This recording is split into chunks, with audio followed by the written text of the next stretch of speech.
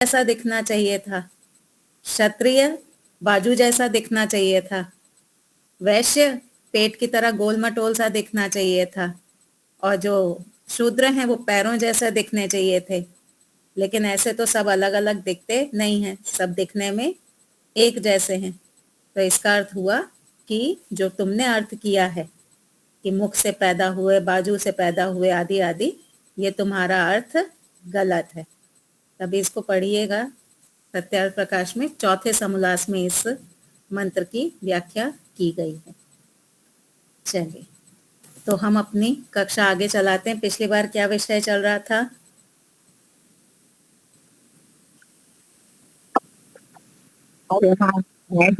ईश्वर का गुण बताया था। हाँ, न्यायकारी, अर्यमा अर्थात न्यायकारी। तो उसी को हम आगे चलाएंगे। तो मेरा एक प्रश्न है, क्या ईश्वर हमारे मानसिक कर्मों का फल हमको देते हैं?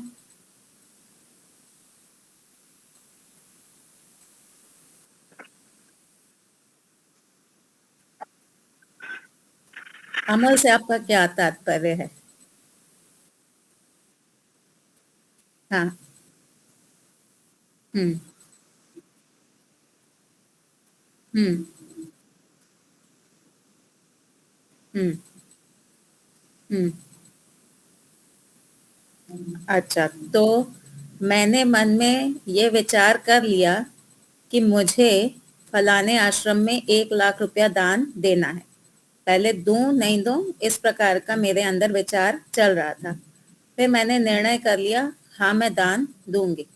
ठीक है, अगला स्टेप है दान हाथ से देना।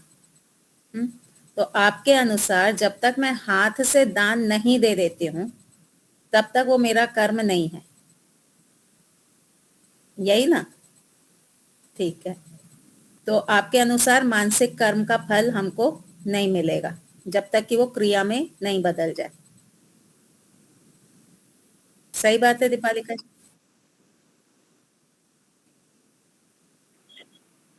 उनके संस्कार पड़ते हैं। नहीं, संस्कार की बात नहीं कर रही। मेरा प्रश्न ये है कि अगर हम मानसिक कर्म करें तो उसका फल हमको मिलेगा कि नहीं मिलेगा?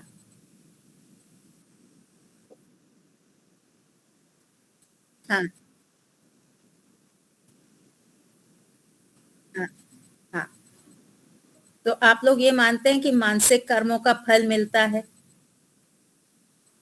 हाँ, मानसिक कर्मों का फल हमको मिलता है, और इसके बहुत जगह पे हमको प्रमाण भी मिलते हैं। योग दर्शन में आया ना, मन से करने वाले शुभ कर्म, मन से करने वाले अशुभ कर्म।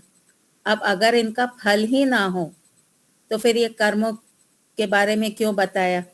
ईश्वर ने कहा ना, मन से तुम ये शुभ कर्म करो, ये अशुभ कर्म मत करो। तो क्यों बताया? क्योंकि इनका भी फल है। तो हम जो मन से कर्म करते हैं ना, उनका भी फल हमको मिलता है। जब तक संकल्प विकल्प है तब तक नहीं। जैसे ही आपने निर्णय कर लिया मैं ये कार्य करूंगी, तो जैसे ही आपका निर्णय हुआ वो आपकी कर्मों की कैटेगरी में आ गया और उसका फल आपको मिलेगा। हम्म। बाहर उसका प्रभाव हुआ है या नहीं हुआ है अभी वो बात नहीं है, लेकिन आपका मानसिक कर्म काउंट हो जाएगा। मान लीजिए हमने मन से किसी के लिए बुरा विचारा, ठीक है, जो व्यक्ति जैसा नहीं है हमने उसके लिए वैसा विचारा। तो अगर हम किसी के लिए बुरा विचारेंगे तो वो हमारा कर्म कहलाएगा कि नहीं कहलाएगा?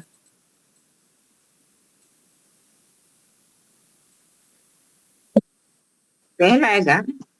दीपालिका जी, अगर वो कर्म नहीं कहलाएगा, हाँ, तो ईश्वर ने ये क्यों कहा कि घृणा मत करो? जब आप घृणा कर रहे हैं किसी से जब हम किसी से घृणा कर रहे हैं, हमने उसको नहीं बोला है मुझे दीपालिका जी बिल्कुल पसंद नहीं है, वो इस प्रकार की महिला है, मैंने अभी बोला नहीं है। सिर्फ मैंने मन में निर्णय तो कर लिया ना कि दीपालिका जी बिल्कुल अच्छी नहीं है। तो ये मेरा कर्म हुआ कि नहीं हुआ? हुआ ना? हुआ। तो इसका फल मुझे मिलेगा ना? हम्म।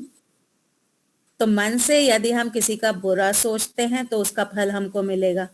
मन से यदि हम किसी का अच्छा सोचते हैं, दीपालिका जी बहुत अच्छी हैं, बहुत अच्छा योगासन आदि कराती हैं, कक्षा बहुत अच्छे से चलाती हैं, तो इसका फल मुझे मिलेगा। ठीक है, तो इस बात को तो सब मानते हैं कि मानसिक कर्मों का भी फल होता है। ठीक है, शास्त्रों में इसका प्रमाण भी दिया हुआ है। सत्यार्थ प्रकाश आदि आप पढ़िए, योग दर्शन पढ़िए, वहां पे भी इसका दिया हुआ है कि 3 प्रकार से कर्म करता है व्यक्ति, मन से, वाणी से और शरीर से, और इन तीनों प्रकार के कर्मों का फल व्यक्ति को भोगना पड़ता है। ठीक है, इतने तक कोई दुविधा है? जी दीपाली। हम्म,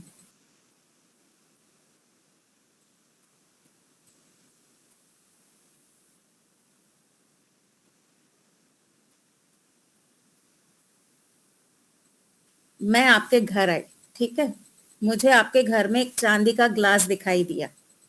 ठीक है, वो चांदी का ग्लास मुझे बहुत सुंदर लगा। मैं मेरे अंदर एक जिज्ञासा हुई, मैं इस ग्लास को उठा लूं? अभी मैंने पक्का नहीं किया है। ये ग्लास बहुत सुंदर है, इसको उठा लूं या नहीं उठाऊं? बिना पूछे उठाना नहीं उठाना वो चोरी की कैटेगरी में आ जाता है। तो जब तक अभी मुझे ये लग रहा है कि ग्लास तो बहुत सुंदर है, इसको उठाऊं नहीं उठाऊं, तब तक ये मेरा कर्म नहीं है। जैसे ही मैंने मन में निर्णय किया, ये ग्लास बहुत सुंदर है, दीपालिका जी को थोड़ा सा रसोई में जाने तो मैं इसको उठा लूंगी, इस ग्लास को मैं उठा लूंगी। जैसे ही मैंने निर्णय किया कि इस ग्लास को मुझे उठा लेना है, ये हो गई मेरी मानसिक चोरी। ठीक है, ये मैंने मन से चोरी कर ली।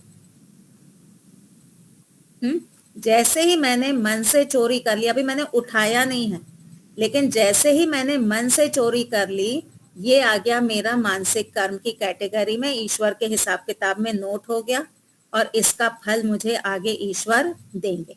सत्यार्थ प्रकाश 9वें समोल्लास में पढ़िएगा, मन से किए हुए कर्मों का फल इसे ऐसे ऐसे मिलता है, शरीर से, वाणी से, वहां पे थोड़ा सा डिटेल में दिया हुआ है। जिस अंग से आप कर्म करेंगे, उस अंग का आपको फिर आगे उस हिसाब से दंड मिलता है।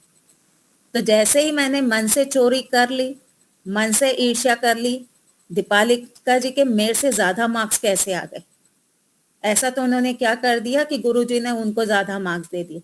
मैंने मन से ईर्ष्या कर ली आपके प्रति, आपके मुंह पे तो मैं मीठी रही, लेकिन अंदर अंदर तो मैंने ईर्ष्या की ना। तो जैसे ही पूरी भावना उठी मेरे अंदर, मैंने मन से चोरी की, वैसे ही वो मानसिक कर्म की कैटेगरी में आ जाएगा, और फिर उसका फल मुझे मिलेगा। अब वो फल कब मिलेगा, वो बात की बात है, वो ईश्वर जानते हैं। ठीक। हम्म। हम्म।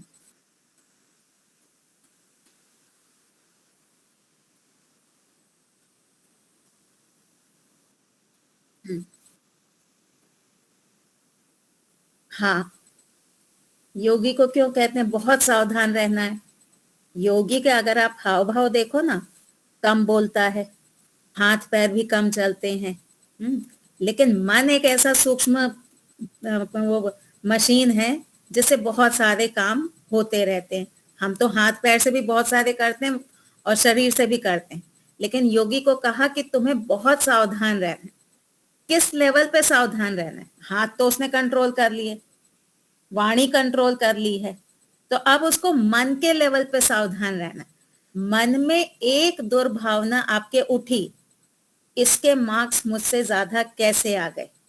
बस फिसल गए आप, आपका मानसिक कर्म हो गया। मान लीजिए आप खाना परोस रही, कोई पंगत बैठी हुई है, हाँ, सबसे पहले आपके बच्चे बैठे हुए, उसके बाद पड़ोसी के बच्चे हैं। आपने देते हुए एक भावना बनाई, ये तो मेरी बेटी है, इसको तो मैं बड़ा वाला आम दूंगी, ये मेरा बेटा नहीं है, इसको थोड़ा छोटा दे दूंगी। और आपने उस भावना से क्रिया भी कर दी, आपने अंदर निश्चित कर लिया मेरी बेटी है, इसको बड़ा वाला आम देना है। बस आपका मानसिक कर्म हो गया। आपने सोचा ये एक बड़ा आम है, ये मैं अपने लिए रख लेती हूँ और बाकियों को छोटे वाले दे देती हूँ। तो जैसे ये भावना आपके अंदर आई, आपका मानसिक कर्म हो गया। जी दीपालिका जी।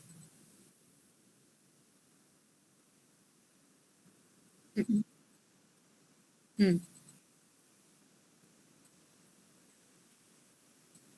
देखिए, आपने किसी को एक थप्पड़ मारा, ठीक है, बाद में लगा अरे ये तो गलत था, आपने सॉरी बोल दिया, क्या थप्पड़ पलट जाएगा? नहीं होगा ना। आपने मन में सोचा कि मुझे ये आम अपने लिए रख लेना है। हाँ, एक बार तो आपने निर्णय कर लिया कि ये बड़ा पीला पीला सा बड़ा सा और बड़ा अच्छा महक वाला आम है, ये मुझे अपने लिए रख लेना है, किसी और को नहीं देना, दूसरों को छोटा दूंगी।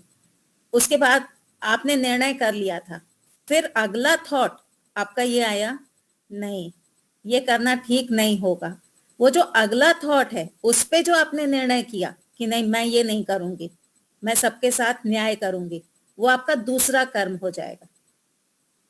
पहला कर्म, हाँ, हाँ, पहला कर्म, जो दूसरा कर्म है वो पहले को काटेगा नहीं।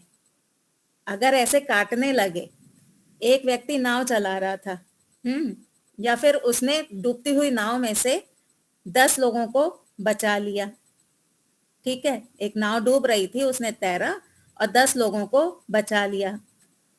10 लोग बचाने का उसने अच्छे कर्म किया। अब एक जगह पे कहीं पे उससे लड़ाई झगड़ा हो गया, लड़ाई झगड़े में उसने एक का खून कर दिया। तो अब वो ये कह सकता है कि जज साहब वहां 10 को बचाया था ना, तो आप मुझे 10 का इनाम देने वाले थे, ऐसा करो 9 का इनाम दे दो और एक का बचाना और एक का मारना, ये दोनों को प्लस माइनस करके 0 कर दो। नहीं चलेगा ना। तो जो 10 बचाए थे उसका आपको पुरस्कार भी मिलेगा और एक जो खून किया उसका आपको दंड भी मिलेगा। हाँ।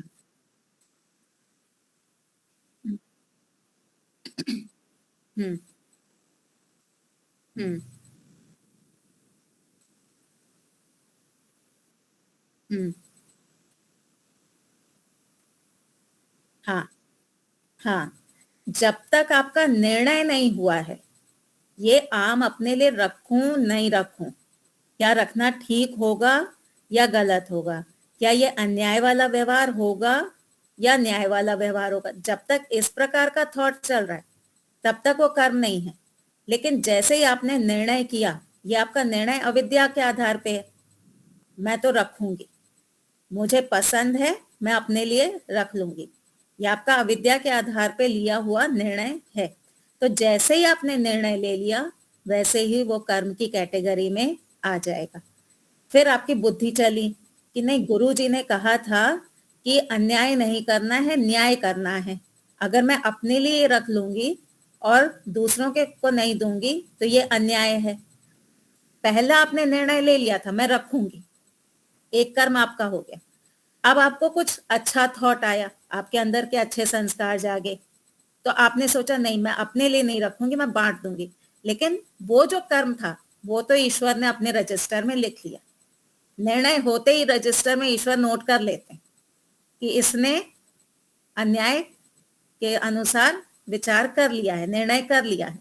अब दोबारा जब आपने अच्छा सोचा तो ईश्वर ने वो भी नोट कर लिया कि हाँ अब ये ठीक सोच रही है, ठीक है, लेकिन वो माइनस नहीं होने वाला। हम्म। हम्म। हम्म। हम्म। हम्म। हम्म।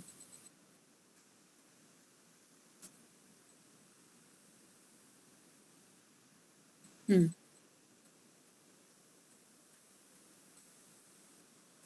देखिए, इसमें क्या होता है ना, मान लीजिए मेरे घर में किसी ने मिठाई दी, हाँ, वो जो मिठाई है अच्छे घी की बनी हुई है, अच्छे मावे की बनी हुई है, बहुत शुद्ध है। अब ऐसी मिठाई मैंने अपने घर वालों के लिए रख ली, किसी ने मुझे मिठाई दी जो कि थोड़ी लो क्वालिटी की है, तेल आदि से बनी हुई है, बासी है, बासी यानी कि बहुत अच्छा उसमें मटेरियल नहीं है। अब मेरे पास दो चॉइस हैं, अच्छी वाली मिठाई और खराब वाली मिठाई।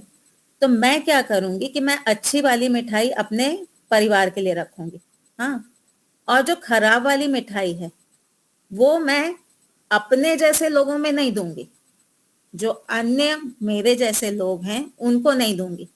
मैं वो किसको दूंगी? मजदूर को दूंगी। ये न्याय है। क्यों न्याय है? मजदूर जो है ना, वो इसी प्रकार का भोजन करता है। मजदूर जो होते हैं, जो काम वाम करते हैं, आप उनको देखो, उनको शुद्धता का कोई इतना वो नहीं होता, वो लो क्वालिटी की चीजें खा लेते हैं।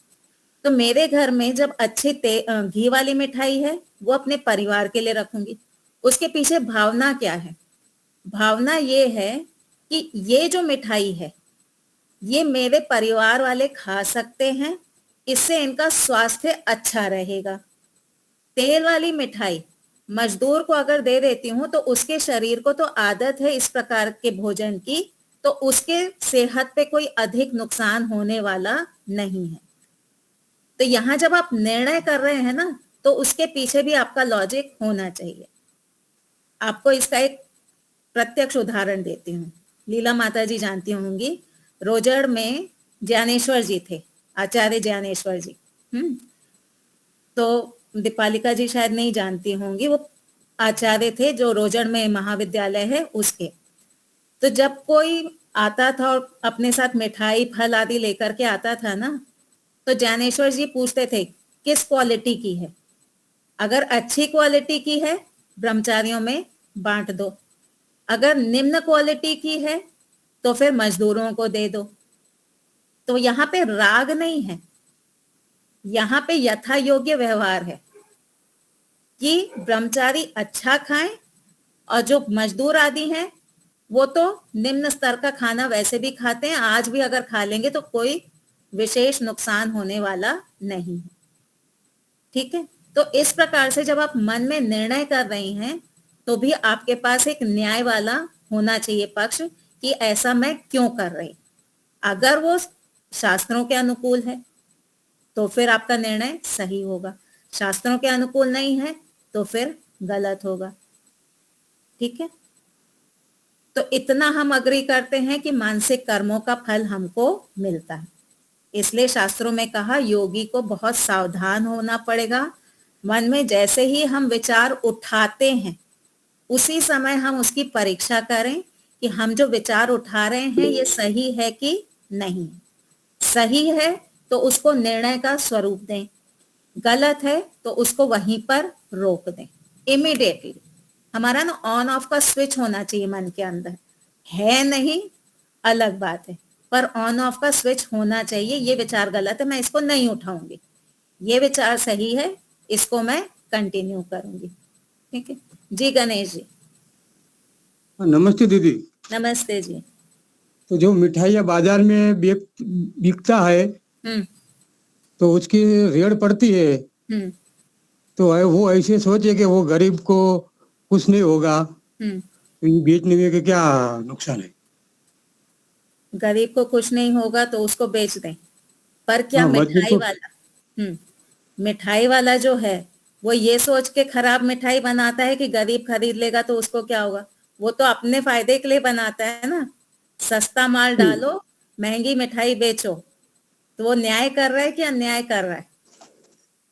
नहीं, स्वास्थ्य तो कुछ नहीं होगा ने, खाने वाला मजदूर को बेचेगा तो क्या करेगा? पर वो तो वो देखिए, बोलेगा कि हम मजदूर को बेचेंगे। हाँ ठीक है, आपने 100 रुपए मिठाई में लगाए, हाँ, शास्त्रों के अनुसार आप 15% मुनाफा ले सकते हैं। आप 115 में बेचेंगे या उसको 250-300 के रेट पे बेचता है मिठाई वाला? वो किसको एम करके बेचता है?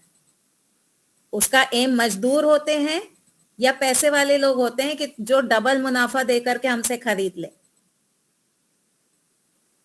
गणेश जी उत्तर दीजिए। उसको तो जैसा आदमी है वैसा रेट करता है, गरीब आता है तो कम ले लेता है, और ना जो ना, कोई कम नहीं लेता। कोई कम नहीं लेता है, उसका भाव पहले से फिक्स होता है, 400 रुपए किलो, 300 रुपए किलो। हाँ, मान लीजिए मैं खड़ी हूँ, साइड में कोई और खड़ा है, अब वो ये देखिए ये गरीब है, इसको 200 रुपए के भाव से दे दूंगा और ये पैसा दे सकते, इसको 400 रुपए के भाव से दूंगा, क्या मैं स्वीकार करूंगी? मैं बोलूंगी उसको क्यों 200 में दिया, मुझे क्यों 400 में दिया? दुकान में ऐसा भेदभाव नहीं होता। दान करना अलग चीज है, लेकिन जब बेचने बैठते हैं ना, तो सबके लिए एक ही भाव होता है, वो गरीब हो या अमीर हो। और जो ऐसे घोटाले करते हैं ना, तो वो 2-3 गुना अपना फायदा बढ़ा करके कीमत रखते हैं। वो ऐसा नहीं करते हैं कि मैं 100 रुपए में, मेरी लागत 100 रुपए है तो मैं 115 120 में बेचूंगा, ऐसा नहीं करते वो। अगर इतने ही ईमानदार होते तो खराब मिठाई क्यों बनाते, है ना? ईमानदार नहीं है ना वो तो अन्याय कर रहे हैं। हाँ, वो ये कर सकते हैं कि थोड़ी निम्न क्वालिटी की मैं मिठाई बना करके गरीबों को दे दूंगा, थोड़े सस्ते नहीं, में दे दूंगा, क्वालिटी की बात और नहीं वो है बहन सस्ते जी, में नहीं देता। ये क्वालिटी की बात नहीं है। तो आपको बात की कि मजदूर को देने से कोई नुकसान नहीं होता है। हाँ, तो वहां पे मैं बेच नहीं रही हूँ। मेरे घर में 2 प्रकार की मिठाई आई तो मैं ऐसे मजदूर को जाके बेच नहीं रही हूँ, मैं दान कर रही हूँ कि भाई इसको खाने से मजदूर को फर्क नहीं पड़ेगा। पर वही मैं किसी अच्छे परिवार में नहीं दे सकती हूँ, क्यों? क्योंकि जैसे मेरे परिवार में लोगों को बीमारी होगी ये खा के, वैसे उनके घर में भी होगी। ठीक है, तो ये है यथा योग्य व्यवहार। जो जितना जैसा डिजर्व करता है उसको वैसा देना चाहिए। ईश्वर ने भी यही किया है ना। ईश्वर ने सबको एक जैसा शरीर नहीं दिया, जो आत्मा जैसा डिजर्व करती थी वैसा शरीर ईश्वर ने दिया। तो ये ईश्वर का यथा योग्य व्यवहार है। हमने अच्छे कर्म किए थे, हम मनुष्य का शरीर डिजर्व करते थे, हमको मनुष्य का शरीर मिला। जो अभी कुत्ते गधे घोड़े के शरीर में है, वो इस प्रकार का शरीर डिजर्व करते थे, वैसा शरीर उनको दिया। तो वैसे ही सामने वाला अगर डाइजेस्ट कर सकता है आपकी तेल की मिठाई को, थोड़ी निम्न मिठाई को उनको दे दो, और नहीं कर सकता है तो मत दो। इसे यथा योग्य व्यवहार कहते हैं, इसको अन्याय नहीं कहते। ठीक है गणेश जी? हमारे तो भांति हम तो कभी ठंडी दिन की रोटी भी मजदूर को नहीं देते हैं, गर्म ही देते हैं। हाँ, वो आप अच्छा कर रहे हैं, आप गाय आदि को दे देते हैं। नहीं, आप, गाय को तो खिलाता ही नहीं हम। हाँ, तो गाय आप को क्या तो करते हैं उसका? गाय को तो घास खिलाते हैं, नहीं रोटी तो नहीं खिलाते हैं। जो ठंडी रोटी है उसका क्या करते हैं? मिट्टी में मिला देते हैं। हम्म। ठंडी नहीं, रोटी वो का क्या करते हैं? कुत्ते को डाल देते हैं नहीं। हाँ, अब अपनी बात को पकड़िएगा। कुत्ते को डाल रहे हैं हम्म। ना, क्यों डाल रहे हैं हम्म। कुत्ते को? क्योंकि उसका शरीर वो डाइजेस्ट कर सकता है। ये कुत्ता भी वो नहीं खाता नहीं, है, उसमें नहीं खाता है। मेरी बात का हाँ ना बताइए। आप जो कुत्ते को दे रहे हैं, क्यों दे रहे हैं? हम्म। क्योंकि कुत्ते का शरीर वो डाइजेस्ट कर सकता है, आपका शरीर वो ठंडी रोटी डाइजेस्ट नहीं कर सकता, है ना? तो ये यथा योग्य वो व्यवहार कहलाया कि नहीं? नहीं, वो तो पशु योनि में हो जाएगा नहीं। ऐसे हम ही जो मनुष्य की बात मजदूर करें। होते हैं ना, सुनिए मेरी बात, जो मजदूर होते हैं ना, उनका शरीर इतना सेंसिटिव नहीं होता है, वो ये सारी चीजें भी डाइजेस्ट कर लेते हैं। आप धूप में नहीं खड़े रह सकते, मजदूर खड़े रह सकते, क्योंकि उनका शरीर उस प्रकार का है, आपका शरीर वैसा नहीं है। यही चीज भोजन में है।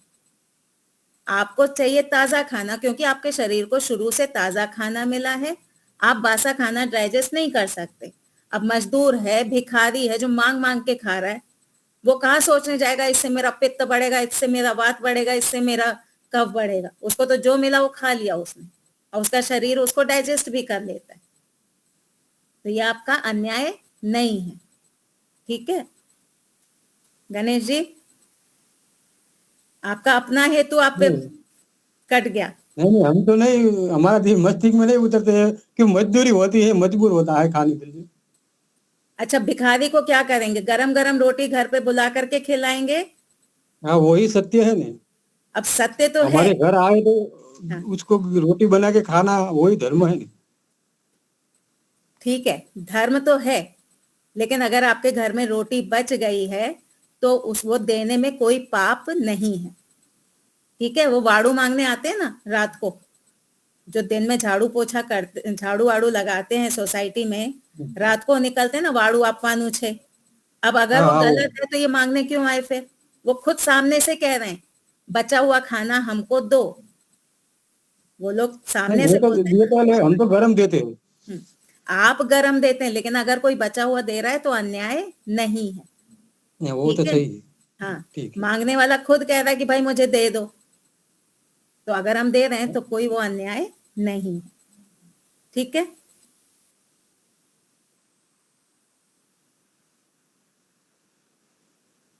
हाँ, वो नहीं, वो भी आपका पुण्य है, वो भी आपका पुण्य है। आप किसी का पेट भर रहे हैं, किसी जरूरतमंद का पेट भर रहे हैं, वो भी आपका पुण्य है। ठीक है। जो रोटी आपने दी, आपने मेहनत से कमाई थी, पति आपके पैसा कमा के लाए, अनाज खरीदा, आपने मेहनत से बनाई।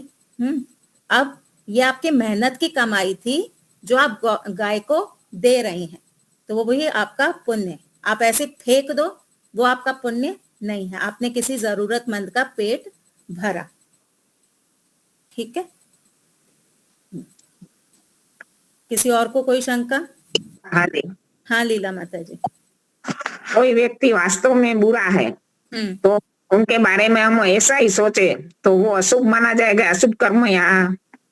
देखिए, कोई व्यक्ति चोर है, ठीक है, एक व्यक्ति है जो कि चोर है।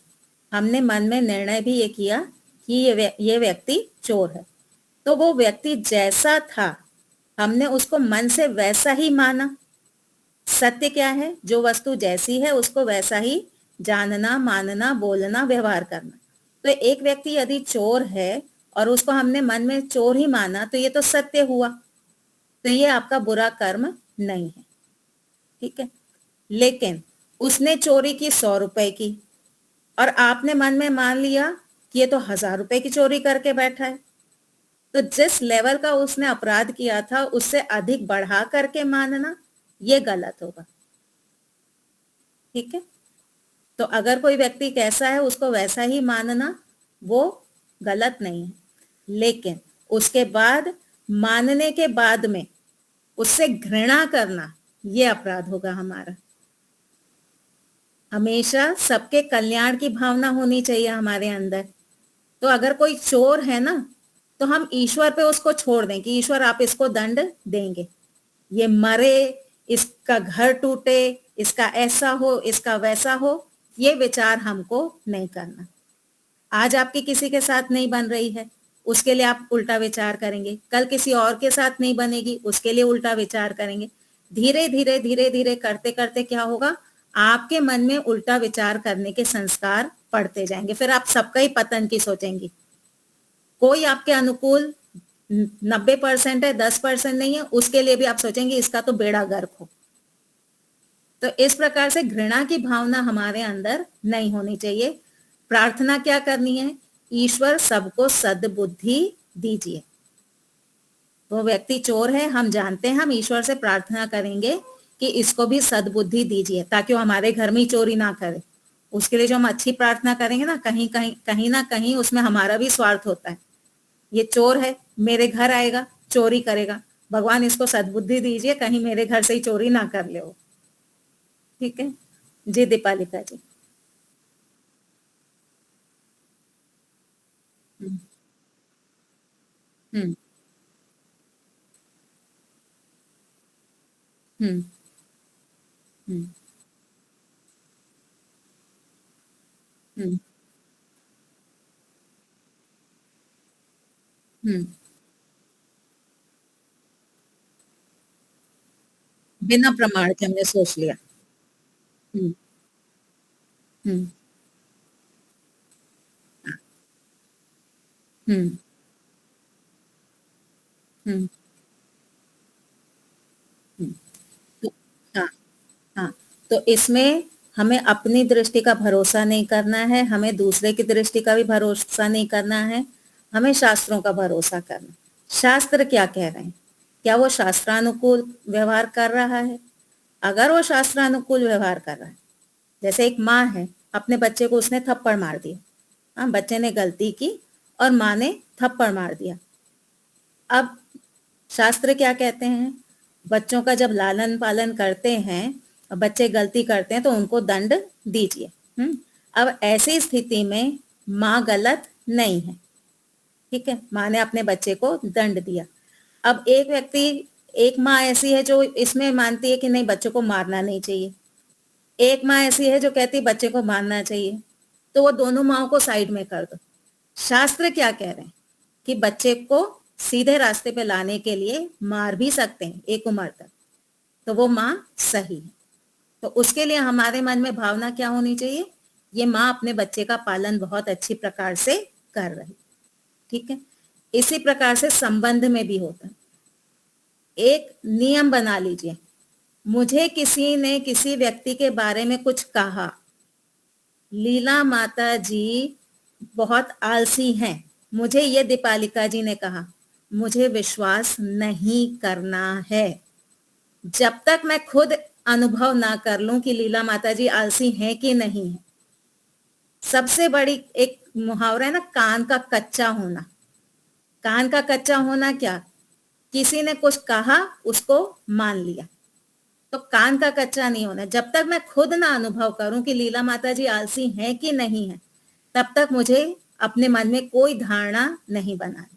जब मैं खुद देखूं देर से उठ रही हैं, कोई काम ही नहीं कर रही हैं, रसोई में भी कुछ नहीं कर रही हैं, ना स्वाध्याय कर रही हैं, तब मैं धारणा बनाऊं कि हाँ लीला माता जी आलसी हैं।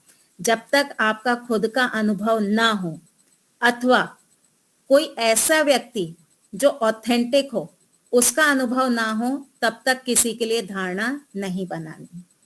ऐसे चलेंगे ना आप सुखी रहेंगे। कई बार मिलने से पहले हम धारणा बना लेते हैं, मैं लीला माता जी से कभी मिली नहीं, लेकिन अगर मुझे कोई कह दे कि लीला माता जी है ना बहुत छली कपटी हैं, अब मैं जब धारणा बना के उनसे मिलूंगी ना, तो मुझे वो छली कपटी ही दिखाई देंगी, भले वो कितनी भी अच्छी हो।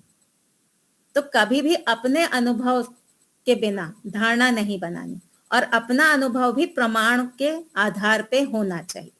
बिना प्रमाण के निर्णय लेंगे, सही भी हो सकता है, गलत भी हो सकता है। न्याय दर्शन में हमने पढ़ा था ना, तो जब भी आप निर्णय लेते हैं प्रमाण के आधार पे लीजिए, तो हमेशा सही होगा, ठीक है जी। दीपालिका जी, कोई और शंका? हाँ, तो आज जो हमारा विषय चलना था वो आगे तो चला नहीं। मुख्य अभी एक होता है, जब हम बीएड करते थे ना, तो हमको क्लास लेने के अलग अलग स्टेजेस होते हैं। तो सबसे पहले होता है इंट्रोडक्शन, सेट इंडक्शन कहते हैं उसको। जिस टॉपिक पे आना है ना, उस टॉपिक के आसपास की बातें करना, फिर टॉपिक पे आना, फिर टॉपिक पूरा समझा करके उसका थोड़ा सा टेस्ट लेना। तो आज हमारा सिर्फ सेट इंडक्शन चला।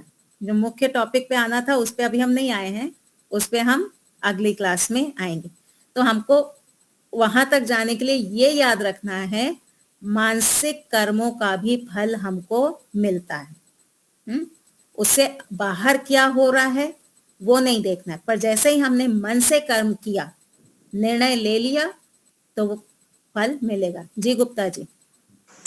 बस मेरे को वही था, जब तक आपने बताया था ना कि अगर हम लोग भेदभाव करेंगे, आम का उदाहरण देके, तो जब तक हम लोगों ने सिर्फ मन में विचार करा, तब तक वो मानसिक कर्म अगर दे दिया तो फिर उसमें कर्म भी ऐड हो गया, फिर तो वो कर्म का फल भी दो कर्म हो गए, कर्म हो गए। दो कर्म हो गए। जब आपने मन से सोच लिया ये आम मैं अपने लिए रखूंगी क्योंकि ये अच्छा दिख रहा है, जैसे ही आपने निर्णय कर लिया कि मैं अपने लिए रखूंगी, तब तक वो एक कर्म हो गया। और फिर आपने रख भी लिया, शरीर से भी वो कर लिया, आपने बोल भी दिया। पाठशाला में जो लोग थे, ये जो आम है ना, ये मैं अपने लिए रख रही हूँ, ये दूसरा कर्म हो गया। फिर आपने उठा के रख भी लिया, ये 3 कर्म हो गए। अब अभी तक क्या हुआ सुनिए, आपने सिर्फ मन से निर्णय लिया था कि मैं इसको अपने लिए रखूंगी, लेकिन भोजनालय वाले ने वो उठा के किसी और को दे दिया, आपको अवसर ही नहीं मिला उसको उठा के रखने का। तो यहाँ पे केवल मानसिक कर्म हुआ, शारीरिक नहीं हुआ, और आपने बोला भी नहीं था तो वाचनिक भी नहीं हुआ। नहीं, वो ये तो अलग अलग उदाहरण में वो परिस्थितियां अलग हो गई। पर जो आपने बोला था ना कि मैं अपना भाई है, अपना रिश्तेदार है पंगत में, उसको मैं दे दिया तो फिर वो दूसरा कर्म हाँ भी हो गया। हाँ, वो दूसरा कर्म हो गया। 3 जब तक कर्म हो मन। गए। जी। अगर आपने बोल भी दिया है, आपने मन से निर्णय ले लिया, आपने बोल भी दिया और आपने पंगत में दे भी दिया, तो 3 कर्म आपके काउंट हो गए। ठीक है जी, बिल्कुल ठीक। जी दीपालिका जी।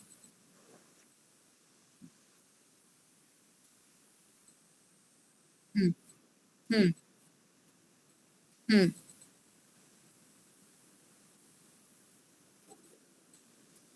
आपके पास जो और लोग खाने वाले थे, मान लीजिए कि अन्य जो लोग थे ना, वो थोड़े निम्न स्तर वाले थे। हाँ, जैसे मैंने पहले बताया ना कि आपने अच्छी मिठाई अपने लिए रख ली। जब जब हम मान लीजिए कि ऐसे पंगत में बैठते हैं तो जनरली ऐसा होता है कि सब लोग एक लेवल के होते हैं, है ना।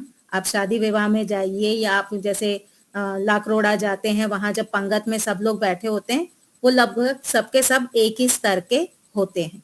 तो वहां पे हमको भेदभाव नहीं करना।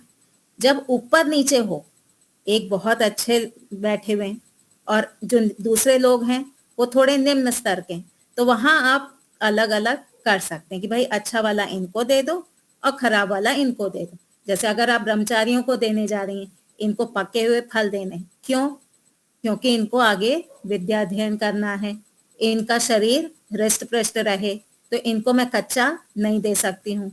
और वहीं पे अन्य कर्मचारी बैठे हैं, इनको थोड़ा सा हम ऊंचा नीचा दे देंगे, चल जाएगा।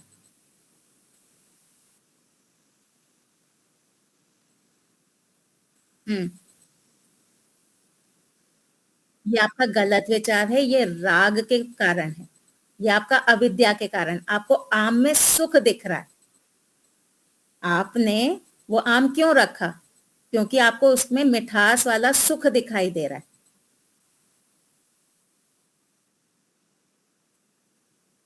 हम्म हम्म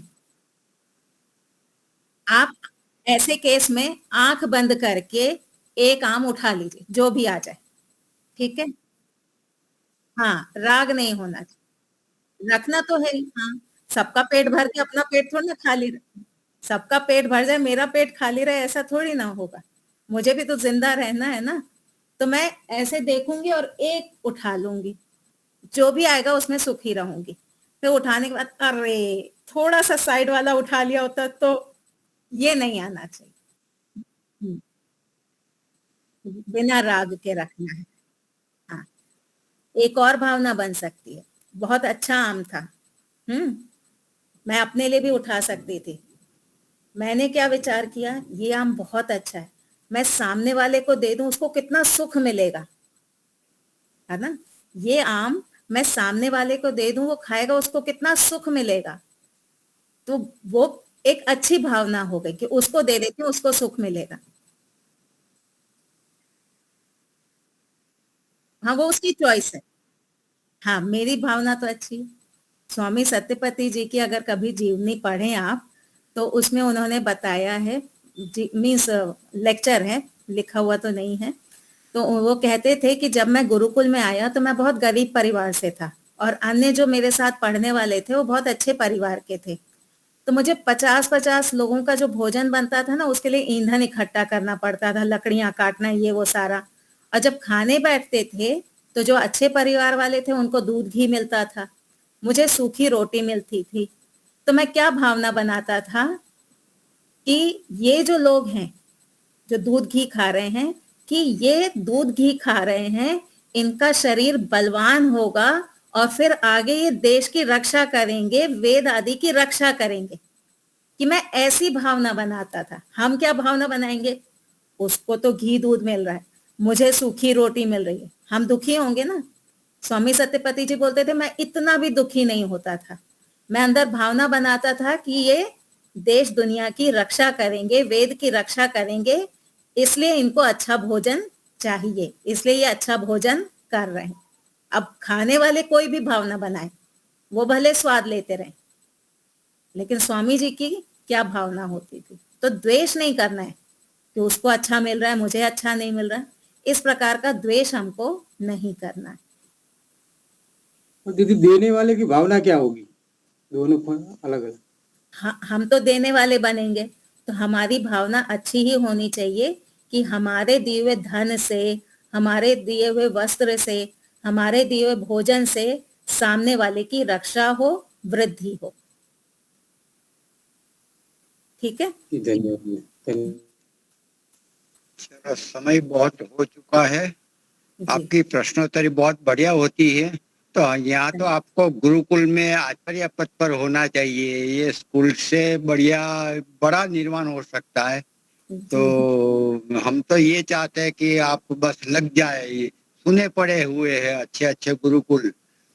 हाँ, मैंने और देखा पांडिचेरी वाली। सबसे जो बाधा है जो नाना की होती है वो आपके पास नहीं है। उतना तो सही हो ही गए कि आप मांगना नहीं पड़ेगा। हाँ तो जी, आपका योगदान ऐसे क्षेत्रों में जाना चाहिए जो निर्माण कर रहा है। हमारी तो कक्षा में ही लोग नहीं आ रहे, गुरुकुल में क्या आएंगे? घर बैठे लोग नहीं आ रहे। जी जी, लोग हो गए चलो हैं। जी। शंकर जी महाकुंभ मेला से अभी बोलेंगे हमारे शांति पाठ और जयघोष। सबको धन्यवाद। शंकर जी शांति पाठ कराइए। शंकर जी। बहुत अच्छा सा लगा। मन, वाणी और शरीर से कर्म को करना। तो शांति, आवाज आ रही है ये? पहले शांति पाठ और बाद में जय घोष। ओम द्यौ शांति अंतरिक्षम शांति पृथ्वी शांतिरापः शांतिरोषधयः शांतिर वनस्पतयः शांतिर्विश्वे देवा शांतिर्ब्रह्म शांतिः सर्वं शांतिः शांतिरेव शांतिः सामा शांतिरेधि। ओम शांति शांति शांति। जय घोष। जो बोले सो अभय। सत्य सनातन वैदिक धर्म की जय हो। राधा पुरुषोत्तम भगवान राम की जय जय हो। योगीराज भगवान कृष्ण की जय जय हो। ज्ञानसूर गुरु विरजानंद की जय हो। जय युग प्रवर्तक महर्षि दयानंद सरस्वती की जय हो। जय हो। भारत माता की जय हो। गौ माता की रक्षा कर। देश के अमर शहीदों की जय हो। जय घोष। वेद की ज्योति जलती रहे। ओम का झंडा ऊंचा रहे। आज समाज अमर रहे। सत्यार्थ प्रकाश अमर रहे। प्रणव ध्वनि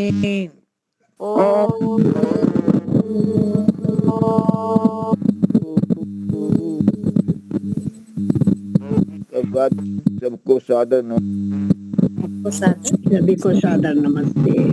कल पुनः मिलते हैं। अपने श्रुति जी, लीलाबेन जी का वक्तव्य रहेगा। कल पुनः मिलते हैं। ठीक है, कल